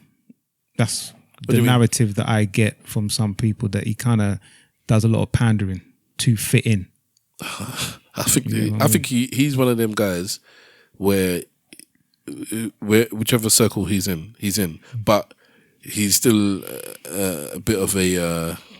I was trying to find. He's a wide boy. Yeah, I was trying to find a comment that was. I'm in a football banter group and someone made some really good points, which is understandable. About Ian Wright. Yeah, and I would like to hear those points. Yeah, I'll try and find them, and because I defend him. Yeah, I'm sure you do. But there's some people that are not his biggest fan, and and for different reasons, that I won't bring up here. But not his biggest fan. What about you? A number of reasons. I'm okay with him. You know what I mean? But I can understand why some people are not. I'll give an example of a move that I didn't like with him. Did he not say that I can't forgive my girl? Well, Eloquently. Yeah. He said something like that. Yeah. Yeah. But he forgave Peter Schmeichel. What did Peter Schmeichel do? It was a racist comment that nobody remembers or talks about. So Pete, but that is after he flat kicked him in his Figgy, so he got his revenge. So if someone gives me a racist comment because I punched him in the face, should I now forgive them? No. The thing with let me just tell the people what happened. Okay. So Man United versus Arsenal was a very big game in the late 90s and the early 2000s. Ian Wright was playing. He said that Peter Schmeichel, which was Man United's goalkeeper at the time, considered to be one of the best goalkeepers ever in the Premier League, made a racist comment to him, and during the time in the game, he retaliated and gave him a heavy tackle, which subsequently hurt Peter Schmeichel. He spoke about it in the press, and back then it wasn't really made into a thing, but it was something that he carried, and he says, that I've moved on and I've forgiven, that I've forgiven him. But at the time or years later? Not too long after. All right. You get what I mean? So, yeah, I was thinking, okay, you're grown. I think you're now more a mature individual. You know more about the ways how society works. And sometimes people can make mistakes in it. Like, no one's saying that any of Luco's actions were correct or were right. You get me? But you can forgive my man. The remarks she made were along the lines of Ian Wright is heavily invested in the women's football game. He's, as far as I'm concerned, he's a beacon for women's football. Even though he's a man, he promotes it, he defends it. And somebody questioned any Aluko and asked her about Ian Wright's involvement in the game. And I think she alluded to something along the lines of he's taken a space for women. He took our jobs, basically. Something along those lines. Basically taking space. She was asked, so it's not like she just jumped off her own back and said it. But when she was asked, the remarks were that he's taking space. And that made a lot of press. Like maybe she was on her. Nobody likes her anyways. Unfortunately, but that one, I can give you a good reason why. Because of the other racist business. That and the fact that she's just a black woman that's on telly. And she was terrible. Sorry? And she was terrible. On telly? On television, she was very bad. She was not a good pundit. At all. I'm saying that she's the worst pundit. You know when they talk about, hiring diversity hire? That is one of the people where they say, they only hire people just because you're black or just because we need women. That's what Joey Barton said. Yeah. I think that she was hired because she was an intelligent woman. But she's not good. She might not be a good pundit, but she's an intelligent woman that knows the sport. No one's disputing that, but she was not good at punditry. So some people but she's not the only person that's not good at punditry. And this is what I'm saying. This is my problem. This is what I have the issue with, because I think you're right and you're wrong at the same time. Yeah. Why Ian Wright may decide not to forgive Enya Luko is because Enya Luko should know better because of the situation that she's already in. The reason why I say that is you want to take aim at another black person. Like, that's what you want to take your aim at. You know that as a black pundit already, I have to go through certain hoops or certain things to be who I am, the same way that you do. So instead of you to go for one of your counterparts, so maybe one of the other white pundits or whatever, you take aim at me, your fellow black pundit, who actually seems to have been championing you, or as your people anyway, as a women, actually doing the right thing by championing you, right? So you take aim, even though, again, it might have just been... She didn't take aim at him. Because when Stavros done a context kind of, I remember when we spoke about it on the podcast, when you put it into context, it wasn't really like she was coming for his throat. And when you listen to all of what she said, some of it made sense, but that in particular, she shouldn't have said that. But I hear what you're saying, but that's like on the flip side of that. Yeah, you wouldn't let me finish. I would have got to the flip side. But as I was saying, as that person, they would have, I can understand why he could be like, you as a black person, why are you now coming for me? I don't know. I'm vexed. I'll be doubly vexed because I expect it from them. I don't expect it from you. So maybe that's why he's more hurt in that situation. Yeah, paradoxically, sometimes it's easier to accept from somebody who you feel is not on your side. Basically, if somebody, I understand. If you could potentially forgive somebody for cheating on or for trying to on with your missus. Somebody that you know from work, that you see once every month, tries it on with your missus and they know it's your missus. You may be able to forgive them. I'm not saying you would. But if I tried it on with your missus, it's worse. And I think... you would never forgive me. And I think with that, I think, again, as an elder statesman, in the way that he is, and as an elder black person, he should forgive her because... she's made a mistake and you did. What I didn't like is that he went out. My problem with Ian Wright on that situation, because I also have a problem with him on that as well, is that he shouldn't have gone to the public to go and say that. He should have shut his mouth. Yeah, and went directly to her and said, "I'm upset with what you said." Blah blah blah. He shouldn't then come out to add extra pepper to the Scotch bonnet to the stew. Yeah. Like, why did you? You again should know better. You can see that she gets battered and bruised all over the place, and now you want to be an extra one to throw a punch. That is what I didn't like in that situation from him. He could have kept his mouth shut and dealt with her on a separate level. He didn't need to add to that. Yeah. No one I call sign. So I mean that's an example. Those are the two examples, or the example that I'm talking about. Or some people are not his biggest fans. I think him on some Fashion Nova cover one time wearing a skirt kind of rubbed some people up the wrong way, but yeah, it is what it is. Not everybody's going to be his biggest fan like some people are. All right, yeah, I believe he's an icon in the British sport, and he is, but at the same time, skirt or no icons can fuck up as well. R. Kelly's the greatest R&B artist of all time for me. Fair enough for many. Yeah, fair enough. But the guy's a madman. Okay, but I don't know if I'm gonna put R. Kelly. I don't like your molesting girls and Ian Wright wearing a black kilt. I'm not taking you using the example of my missus dead. I'm putting them in the same and someone making a silly comment. It's just analogies and examples. All right, let me play this. I can't even remember what it was, but let's see. There must be a reason I want to. Not that I'm offended. Marry me because I didn't fit his weight requirement in the 3 years we were together. Let's rewind. Wanted you to be bigger or smaller? Well, I made the mistake and signed a. It's freezing. He said he didn't want to marry me because I didn't fit his weight requirement in the 3 years we were together. He wanted you to be bigger or smaller? Well, I made the mistake and signed an agreement that I would lose. You idiot. Tell me about an agreement like this that you had to sign.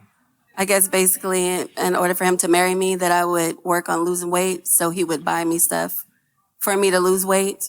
and then he would go to counseling. What I'm hearing is a broken, dismantled, trauma-filled man who self-projected his self-hate, his insecurity, his lack of integrity on you. No. We gonna tell the truth. Let's go. Why is it always an issue when a man has requirements? Sometimes we just not yoked for each other, and that's perfectly okay. But in terms of even just like you said, he created a contract.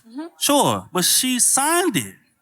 You don't have to sign the contract. If I felt that disrespected by you writing this contract and laying it in front of the table, I say get the out of my face. But she signed it. I signed it because I'm 47 now, and I want to be married. I was in love with him, so I figured the pickings is slim. But I want to say this. Yes, she signed it. Yes, she needs to take accountability on that piece. But to your point that if you're saying that this woman is not the weight class, the body size, I'm not attracted to her, she's not conducive to my liking, why in the am I dealing with her in the first place? Okay? Why in the am I choosing her in the first place? I have the power of choice. There are a million women in here who are smaller, bigger, no BBL and everything else. I can choose that which is conducive for me. I don't have to pour into her or project onto her some trauma that I'm dealing with to say, look, I need you to sign a contract to be a certain size. Go get that to the size you want. What's the name of that thing? This is tonight's conversation. There's one woman on there. I love watching. There's one woman on there. The dark skin one. She is on point almost every single time. Nah. For me, I just love hearing her voice, number one. Yeah, because she brings religion into everything.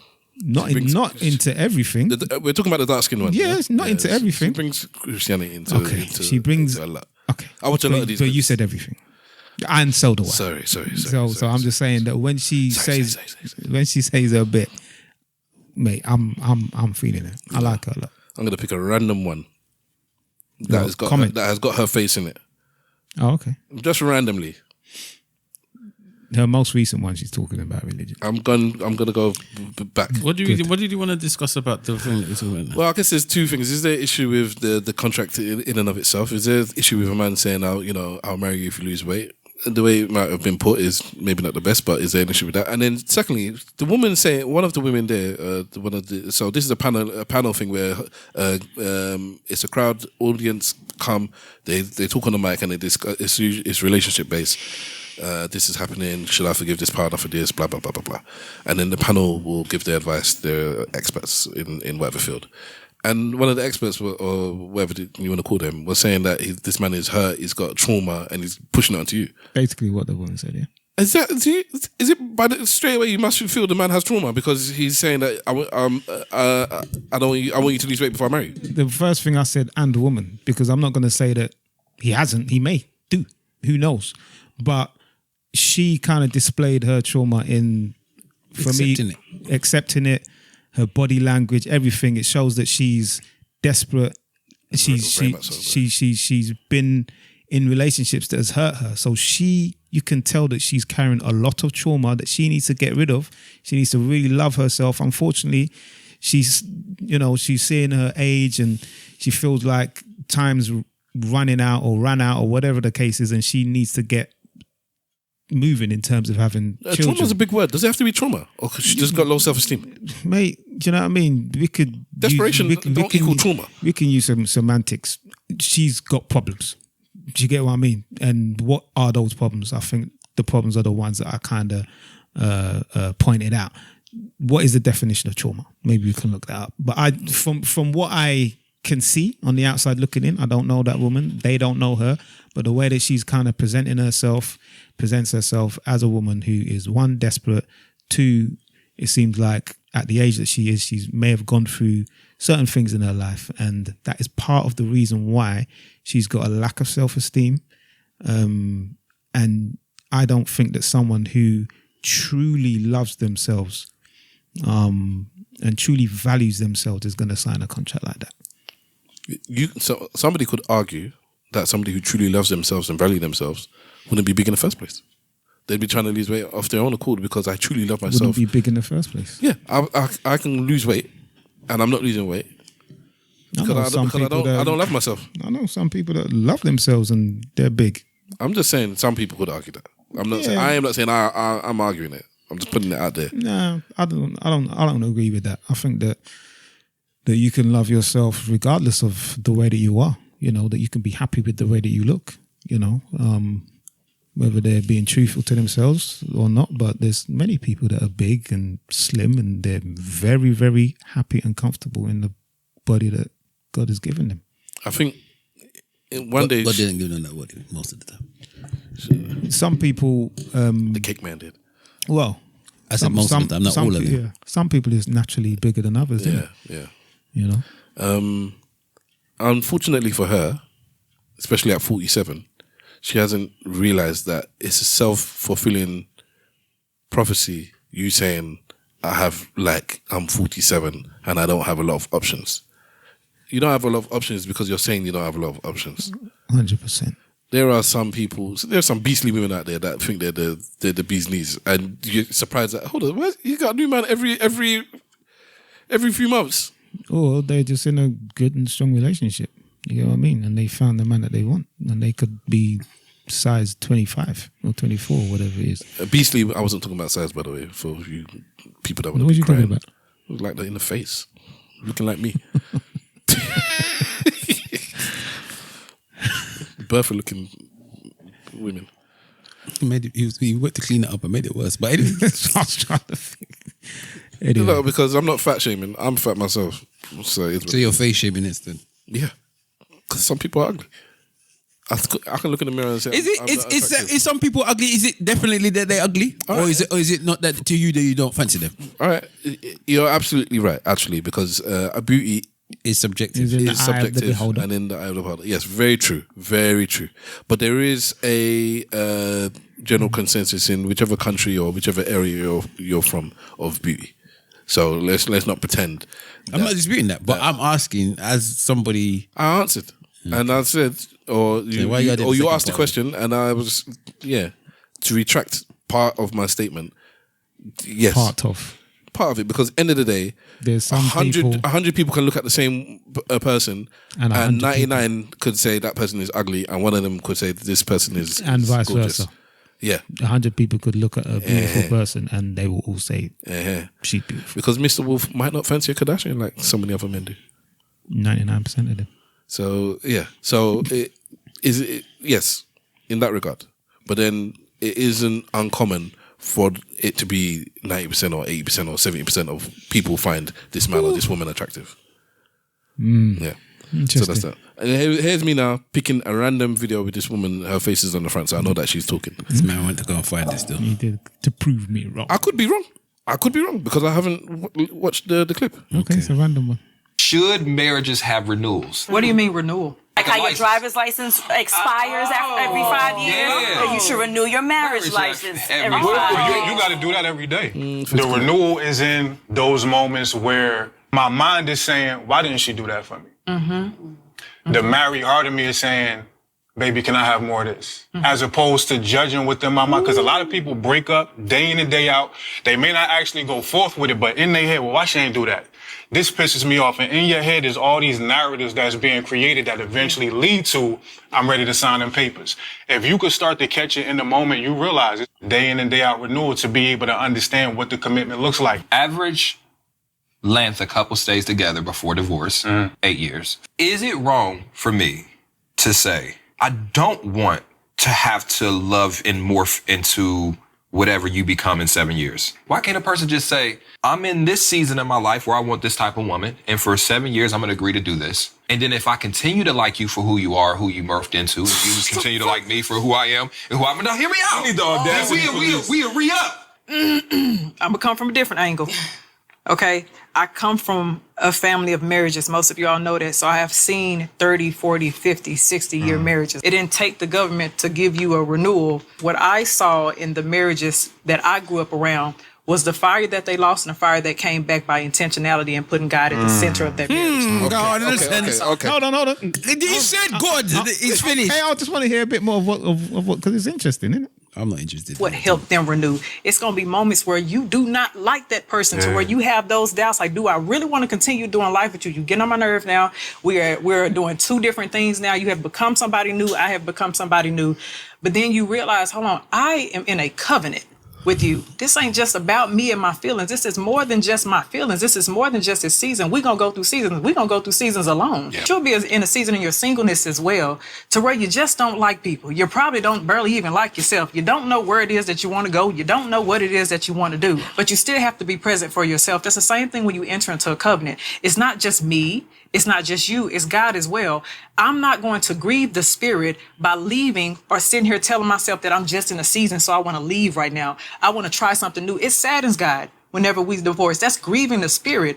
I do not grieve the spirit is what the word says in Ephesians. So therefore, I'm not going to sadden or cause distress on God, who I'm in a covenant with my spouse as well. I'm going to die to myself, like I keep on saying, because the only way you can have a successful marriage is by crucifixion. I'm going to die to myself to be able to make sure that I still honor and show reverence of Christ in this marriage. It's more than just me, you, and I don't like you today. I am not the person that listens or cares about people's relationships. I love these things. I know you ain't. That's why we're not even involving you. I cannot be bothered about all of these and that video. But the reason why I wanted that played is because there's some people on the podcast who would actually like to listen to that. Who would have liked to listen to her point of view, including myself. I love listening to her and most of the panel there. It's very interesting. You know, I love relationships. Unlike my brother, I love talking about relationships. I love hearing people talk about relationships. I love giving advice. I love hearing other people give good advice. She is very on point often, all the time, but like my issue with her, or the bits where sometimes I disagree, is that she'll center God in everything. Mm-hmm. And if I'm not a believer, then I can believe, or I can kind of like agree with what you're saying. A man should do this, a woman should do that. Together, you should be doing this. You should be. But then, if you're putting God in the middle and you're saying it's only because of God that you should be doing these things, that's where I have to separate. It's like, no, you should just be doing those things because it's the right thing to do. Or it's not that in this term, should you re-up every 7 years? I agree with her. No, you're in it for the long haul. But then she's like, because you're in a covenant with God. I got married. I didn't get into a covenant with God. I didn't marry under any God. But I agree with you that once you sign the papers, I'm in a covenant with my wife. You should be in it for the long haul. So that's where I disagree with her, because I guess I'm being just super finicky. Because ultimately, I kind of like agree with a lot of what she's saying, but I can't always center God in it because you're not a follower of God, and that's why you're suggesting that maybe you don't co-sign. I mean, that is the only thing that you maybe wouldn't agree with, is the fact that she centers her relationship. Yeah, because you bring God into everything. Yeah. Sometimes, and maybe I don't think it's the case, but it could be that as somebody else that's in my predicament, that's in exactly my shoes, might look at somebody like that, have it and feel, so you think my relationship is wasting? Because I love my wife, I married my wife, God is not a part of it in terms of our union. It'll be interesting. And for you, God, because God's the center, so is my relationship not valid anymore? No, it's not. It's not invalid when I say no. But if God every time, what about just me and my missus? Yeah. What a Christian or any follower of a faith will ask you to do, or will encourage people to do, is put God front and center. That's what they would do, because that's what they believe, and that's what they think is really important. And they believe that when people do that with intention, not just talking about it, that is part of the cause of a happy relationship. When you go through trials and tribulations and struggles, that when you have God front and center, that it's going to really help you guide. It's going to guide you through those difficult moments, which everybody will have, regardless of the type of relationship that you have. And it will be interesting if someone could actually put that question to her to see what she has to say, because I'm sure that there are some people that are in the audience that are not Christians or who don't follow any faith that may feel the same way that you do. I don't feel that way. I'm just saying that there may be some people that may hear her talk about God being front and center of her relationship. She talks really eloquently and very well, and really intentional with what she says. And they may feel like, well, I don't do that. I have a good relationship. What do you really think about me and what I'm doing? So it'll be interesting if someone could put that to her. But I like her a lot. I really do. She talks a lot of sense. She is the type that is very balanced. She will tell men about themselves, and she's very comfortable in telling women about themselves when they chat rubbish on that thing, because there's some people that do chat a full nonsense. You know, I remember there was a girl that came on there and she was talking about why her man feels away when she dresses too, I remember that one, provocatively. Yeah. And she just broke it down to a very basically that men are possessive in a certain way, and we're not talking about possessive in a in a way that is harmful, but it's just the nature of man. That's just a stupid person. We know what he knows what other men are like, so he's trying to protect you. I would have just said you're stupid. Well, she kind of did say that. She did say that in a very respectable way. I remember that one. Women need to be thingy because they this is one of the one way things. If men that was coming out there now, yeah, with their dick that's hanging out or wearing no, they're not. No, but some men wear certain things. They're not wearing it hanging out. Not hanging out, but they wear it like that. You will talk to women and they'll talk about, you know, grey jogging. I'm talking about it hanging out, like a woman with their breasts hanging almost out, yeah? Okay. Where you could see a vein or something, yeah? And they could see length, vein, whatever. If men were doing that, they would not be happy. So why are they asking stupid questions like why wouldn't the guy not be happy that I'm showing? It's for me, it's just stupid. Whether or not you want to do it and it's your prerogative to do it, but to ask the question as to why the man will be annoyed by that is stupid to me. I don't even think it was even why is the man annoyed. It's like he's insecure. Yeah, she said that my man must be insecure because he's not happy with me wearing these kind of clothes out. And everybody gunned her, but that's not like stupidness, man. And I don't think she brought God into that either. She just brought common sense. God would tell you not to wear that in the church on a Sunday, probably. Let alone the club. I mean, if I was a Christian, I'd be quite happy with her bringing God into it, but it's because I'm not. Anyways, so that's that. Okay, very interesting. So that's tonight's conversation. There was a dude on there. He's not there anymore. He had glasses and a beard, and he was so good. He was so on point. And I think there's a lot of falling out with this crew. I think there's really. Yeah, I think why? you feel like. Because of their point of views, or I don't know. It's because he probably got more popular, money got involved, and then that's what they. I'm not even joking. That's what I think. You know the thing about most of these guys, because I remember like going back years, they all had their separate things, so they all came together and did this event. So obviously one of them is the promoter, or is the guy that has brought everybody together. Yeah. He must be making more money than everybody. At the end of the day, if you feel like you're being undercut or you're not, I think that was the case with this one. You don't feel valued, then by all means you go ahead and do your own thing. Because I think the dude you're talking about, he was in the first clip I played. In fact, he was in both clips. He was the male voice in both clips. I believe it's him. It's his thing. So he's eloquent. He's good looking. He's fast with his responses. He's usually on point. But the other dude was on the next level. Proper he sharp. was so good. Couple brothers on there sharp and very good. If I was a woman, I'd want to be with the other dude. He was his mind. My days. So pause. Or whatever you want to say. Well, I'm just saying. All right, put it through. He impressed me very much. Yeah. So I could see that because the other dude must be the top dog. He's used to being the top dog, and then this other dude comes and he upstages you on your own platform. I could see how, I'll be all right with it, man. Like if I'm bringing people together, like at the end of the day, I'm bringing people together, and so people can shine, man. It takes a confident man. That's what I'm saying. I just want money. So if that's gonna make me money for you being good, well, I don't have a problem with that. It makes no sense to me. But then you have to start sharing it with him, innit? Yeah, as long as it gets me more money and he's there, and if he leaves, I get less money. Then I'll do that. Anyway, but that guy, he's got his own thing. He's already had his own thing. He come on. That's why he brought him on. They don't just bring any guy, any randoms. So they all quite prominent in their own regard. But no, it's a good show. And when people talk about relationships in general, as we did after the boxing, shout out to Get It Off Your Chest. They had a boxing event last week, watching Conor Benn and Eubanks Jr. fight. Stavros knows very little about boxing. He just comes for the social. Yeah. And he came towards the end, and there was a social afterwards. In the middle. And it was very much about relationships and filth. How long did it stay there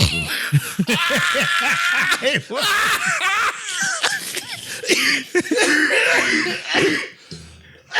We were there for. He threw that in there, boy. Yeah. And then I should have even left when I left. I thought that everyone was leaving. I didn't know the mead was. But they stayed to kind of then party. Yeah. Everybody wants to party. Everybody in the same place. In the same place. There's something going on. So once the conversation was done, which was a long conversation, yeah, I think it was time to go. I was debating staying, but then my thing kicked in, and I was like, I don't like being here anymore. I want to go.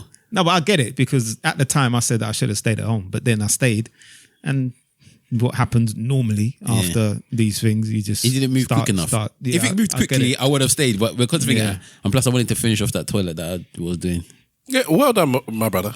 He installed a whole toilet himself, and it's good. He's a DIY guy that the girls love. You know, can you fix things? The way I did that toilet was so mad, because that was not my intention of that day at all. I found it. You found what? If you don't want the woman with her titties out, don't with her. What I mean, fam, is this a woman out there who present herself in such a way that you'll be attracted off the rip. Like you'll see her and be like, okay, that's the one. Not, man, if she closed her blouse up just a little bit and maybe stopped wearing heels in the club, even though I'm in the club looking at her and I'm attracted and it's the reason I'm about to shoot my shot. All I'm saying is, fellas, we got to stop being goofy, because often, like, we let the lady say, oh, you can't change no man, you can't raise no man. You can't change none of these neither. You're not insecure for asking a woman who be having her titties out to put them up. You goofy. You asking women who been in the club every weekend for the past 4 years to be something different. That's a little dumb, don't you think? Whole time it's women who be at the crib, who be at who be at the fabric store, covered up, still just as conservative as you want, but you don't be there, Nick. Matter of fact, while she at the crib covered up, yo, still fitting to be in the club. Quit playing. I get that, like, the ladies got their things, they got their gripes, they got their that they be up with whatever, what have you, but we not tight enough to call them on certain. You feel me? We gotta. I'm trying to find a bit where the woman was. She asked because the question she asked was a nonsense. So unfortunately, I didn't find that clip. Okay. All right. Okay. Let's wrap this up. Yeah. Exactly. What I said was okay. It's the way. It's not just that, man. My wife, man. You have to realize that the two people that know you the best, your brother and your wife, will tell you the same thing, but no, it's everybody else. I didn't say I didn't beat you. I didn't do anything. I just said okay. Okay, because I don't. That okay meant enough of talking on these relationships. I'm cold. I'm tired. Let's move on. Let's end this thing. It was just a response. That's what that okay meant. Okay, I just was giving him a response because he was talking. Okay. You see? What did that okay mean? I thought you just said okay. Oh, I don't believe you. That's what it meant. More or less. All right, let's do our church notes and our goodbyes. Let's start off with Big Wahala. Soon as he says, I'll never start off with him. He never does. Saying nothing. At Big Wahala is that Big Wahala on Twitter. This week I watched Now You See It, Now You Don't. I saw one review say it's one of the worst films I've ever seen. Oh, that's terrible. That's not that bad. It's a right film. I watched it. It was okay. Yeah. It's not a bad film. It's not amazing, but it's not a bad film. Or should I say it's not? It's okay. It's okay to watch. You don't have to spend money on it to go and watch that. You can watch it at home, no problem. But it wasn't the worst film ever.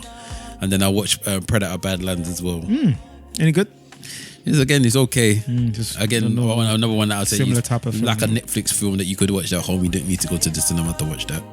So I watched 2 back to back. I'm trying to think if I watched a third film this week, but I don't think I have. So maybe it's just those 2 that I've watched. But yeah, those are the 2 films I watched this week. So yeah, I'm looking forward to watching Wicked. Yeah, I would have watched that today, next weekend. but I'll see when my wife wants to watch it. I have to watch the first one.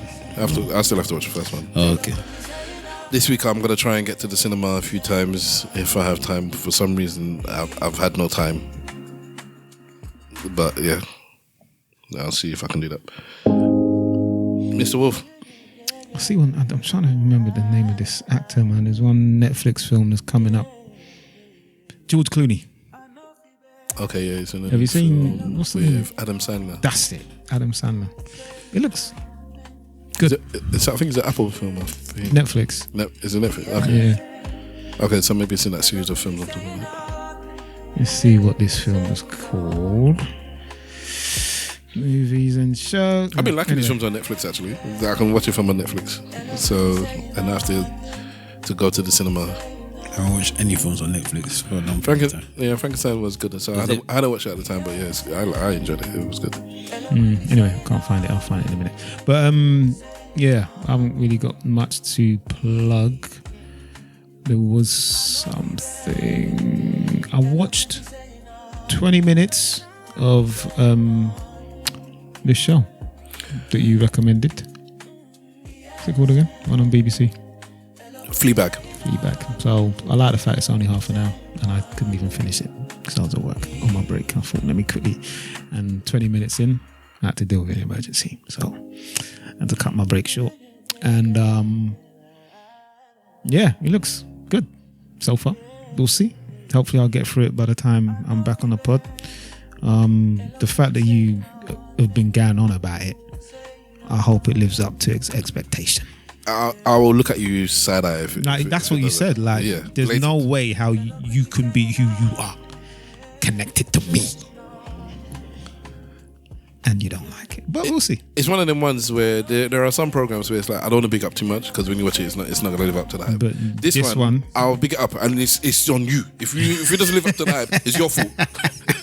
It's your fault because it deserves the hype. So I can't not do it justice by just saying, oh yeah, it's really good, go and watch it. No, it's like it's one of the best things ever put to screen.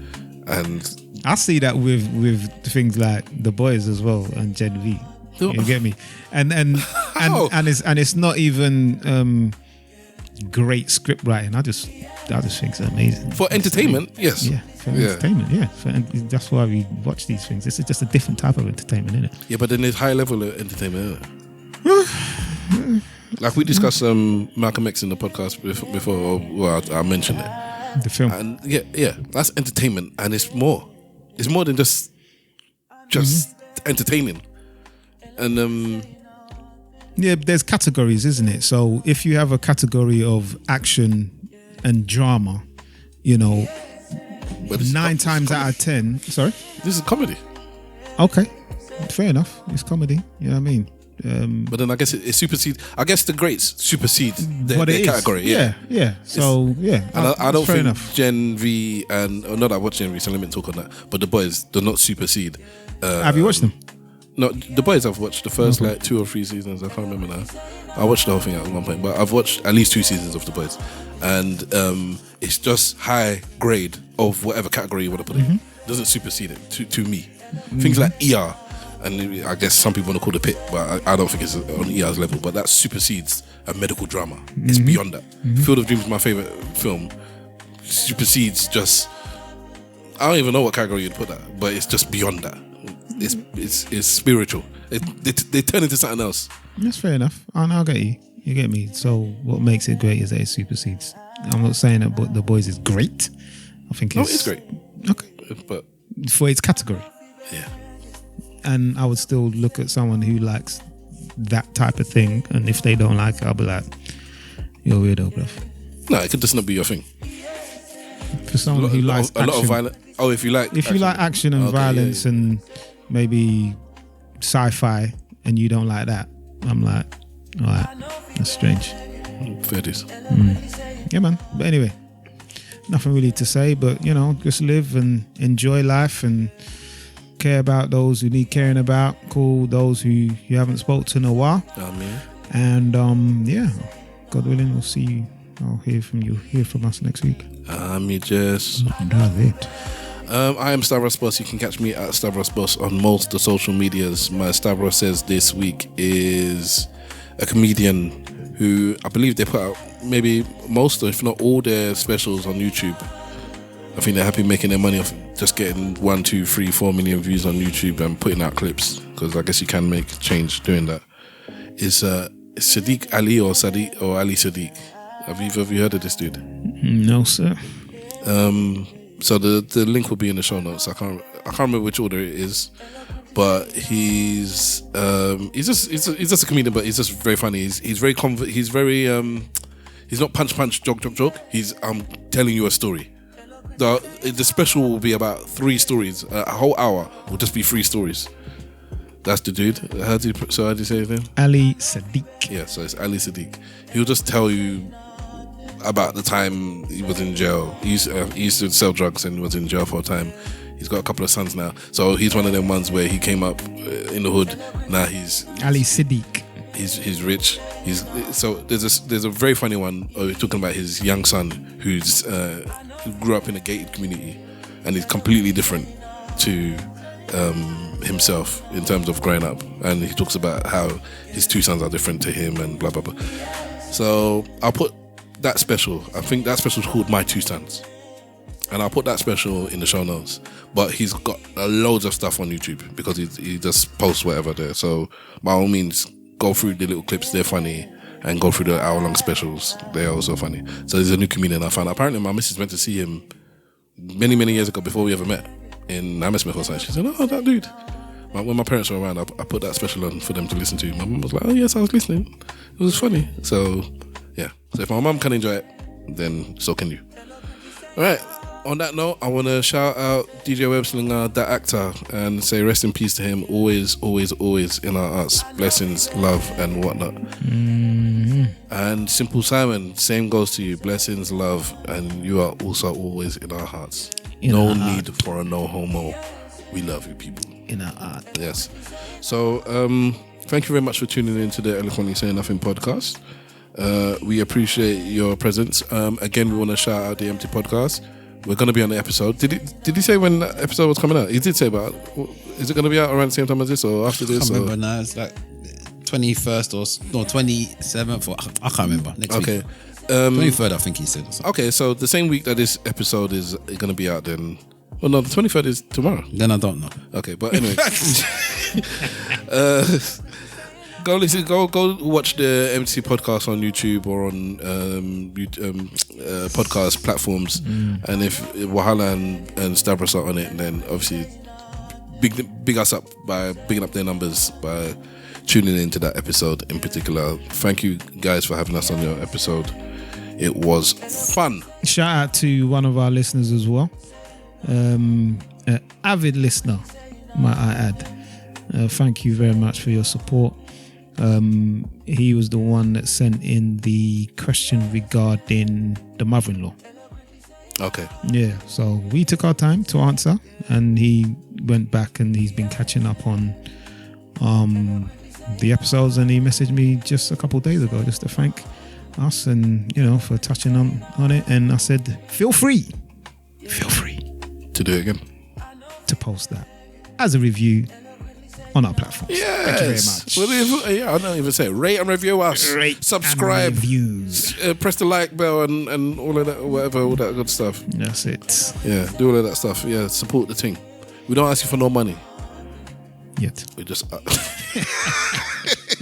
yeah. And receive the money. Just put a review in and press a like and thank you, and we appreciate that. 5 stars and all of that good stuff.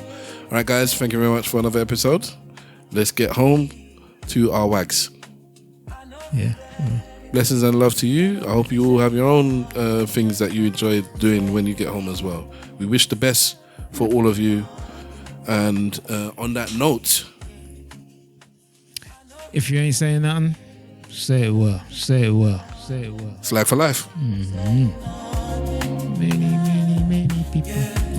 Many people. I knew that would keep up. Eloquently saying nothing. You have to do. You need to get my man to come in and drop something. Wavy. You already done something for us, innit?